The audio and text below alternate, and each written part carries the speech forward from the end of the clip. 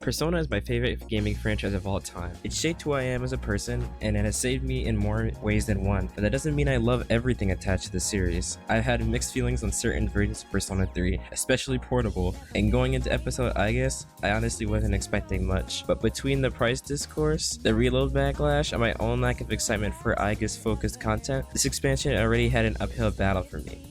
That being said, I love episode Aigis, and just to clarify, I'm only about halfway through the game, so this isn't a full review. My opinions could change, but right now I wanted to talk about how episode Aigis is hitting me in a way I didn't expect. A lot of the conversations about this expansion were related to its price, its inclusion in the base game, and if the expansion should have even been included in the first place. And at first I agreed and understood some of the complaints, but once I started playing the game, I realized the reason episode Aigis is working for me has less to do with it being more Persona 3 content, and more to do with what it means after reload ending. I'm not here to say every criticism is wrong either. The price conversation is valid. The way Atlas handles some of their prices is always going to be in conversation. And if someone just doesn't enjoy the gameplay loop, I get it. But I feel as if all those arguments overshadow what the actual story has going on. Also, spoiler warning if you haven't finished Persona 3 Reload, since the DLC takes place after the events of the main game. Now without further delay, these are my thoughts so far on Persona 3 Reload episode Aigis.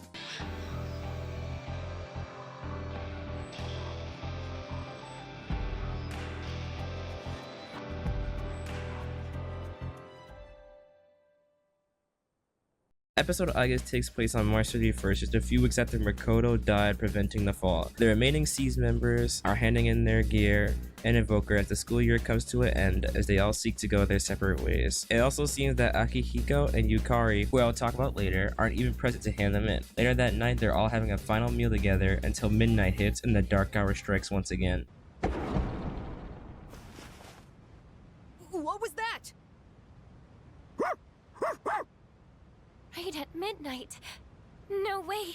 Is it the dark hour again? The doors to the dorm are sealed shut and they are later attacked by a robot named Metis, who claims to be Aigis' sister. During the struggle, Aigis awakens Orpheus, the very same persona Makoto once used, signifying she is now in possession of the Fool Arcana. After the scuffle ceases, Metis reveals a mysterious basement full of millions of doors. The whole gameplay loop is to go through each door, similar to Charteris, and descend further down, defeat shadows, and find a way out of the dark hour. Episode Aigis is more of a turn-based combat over the social sim aspect that Persona 3 and the series as a whole are known for. Instead of playing as Makoto, you play as Aigis, who gets upgrades as you descend through the floors. But I'm not here to make gameplay the main focus. The real reason this expansion hits me so hard is because of the characters themselves.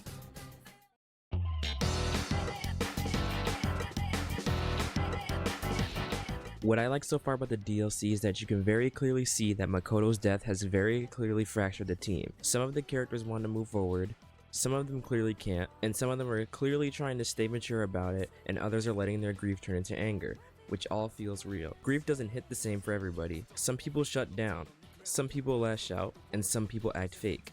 That's what episode Aigis captures so well, and in all honesty, this alone has probably made SEES my favorite main cast in the Persona games. Imagine if the person who brought you all together sacrificed his life for all of you to keep going. Well, we don't know since it's different for everybody. It's not just Makoto died and we're all sad. It's Makoto died and now everyone has to figure out what that loss meant to them. That's right. You had his for safekeeping.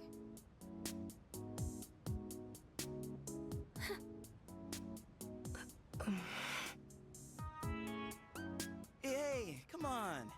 Let's not get all down in the dumps about it. I don't think he would have wanted to see us like this. Which is why I think Aigis being the protagonist works really well here. Better than I expected, honestly. I've never really disliked Aigis, but I also wouldn't say I was begging for a whole storyline with her at the forefront. Her character felt a little flat to me in Portable, and the real meat and potatoes of her arc felt like it was crammed into her social link, which was only available during January in Persona 3 Reload. And honestly, it makes sense. She was created to be with Makoto, and she was with him at the very end. She was the one who made the final promise with him. As for me, I found my path.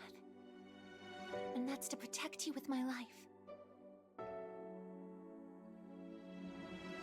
So making her the center of attention after the end of the main story gives the expansion a different kind of weight. We're not just watching her understand what has happened, we're watching her struggle. Struggle to find the meaning of living after the person who gave it meaning is gone.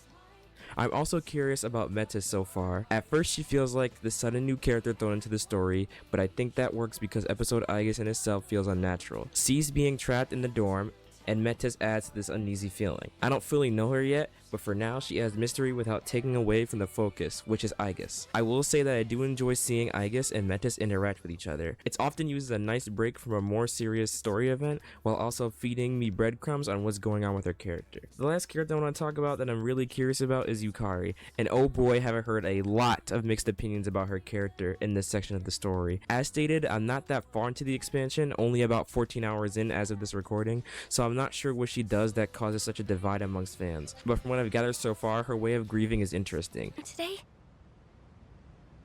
Oh, didn't you see the message I left on the board? I have cram school today. I know, but I already left my stuff at the dorm, so there's no need for me to be there in person, right? I suppose not, but are you sure? Yeah, I'm sure. She's upset and she translates that by pushing past events away and only thinking about the future. This is pretty cool, considering her driving factor in the main story was about events in her past. For now, I'll just have to finish the expansion and finish my thoughts, but so far I like the direction they're taking with her character.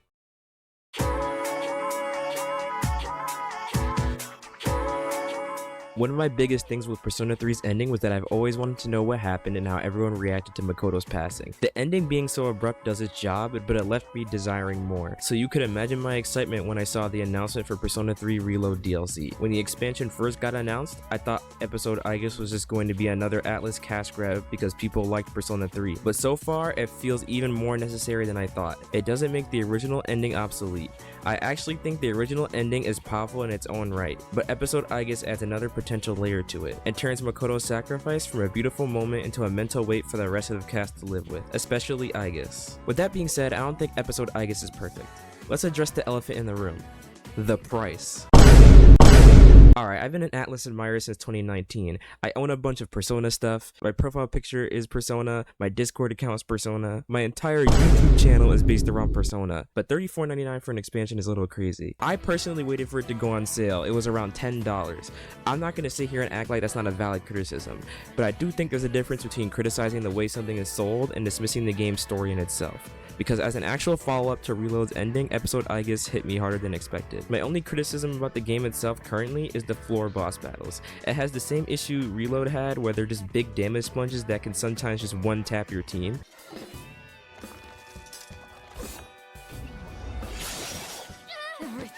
Then again, I am playing on Heartless difficulty, so that could also be the case. Aside from that, I can see why the gameplay could be considered kind of monotonous.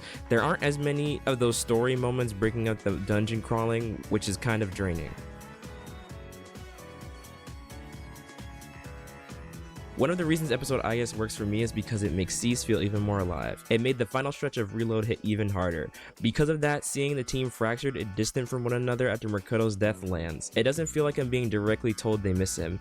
It genuinely feels like I'm there, watching each character struggle with the fact that the person who brought them together and held them together is gone now. And this is probably why it took me so long to pinpoint the exact reason as to why I'm enjoying the DLC so much. I don't enjoy episode Aigis because of Aigis specifically, even though Aigis is really cool in the DLC. I don't enjoy it simply because it's more Persona 3 content, even though I love Persona 3. I love it because it forces you to sit with the beautiful yet depressing aftermath of its own ending. And honestly, this is what makes Persona so special to me. It's not just the personas, the combat, the style, or the music.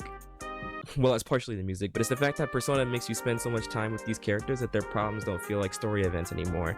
They start to feel personal. Persona 3 isn't just about fighting shadows, it's about learning how people deal with death, purpose, regret, and the time they have left. Episode Aigis hits for me because it doesn't let the ending just be a beautiful yet ironic moment and then move on. It asks what the ending did to the people who survived it. These games stick with people because they can turn abstract themes into characters you actually grow to care about. You don't just understand the message, you feel it through the people left behind. And if the second half of the story keeps building upon that, then episode Aigis might end up being way more important to my Persona 3 Reload experience than I ever expected. So this video isn't me saying that episode Aigis is perfect, or that everyone who dislikes it is wrong. This is me explaining why, as someone who went in skeptical, this expansion ended up hitting me harder than I ever expected.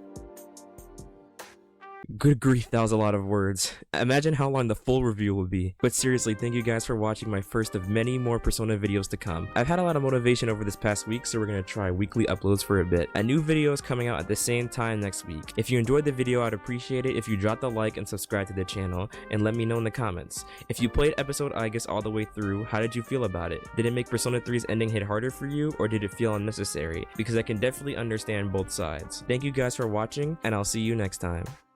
So can we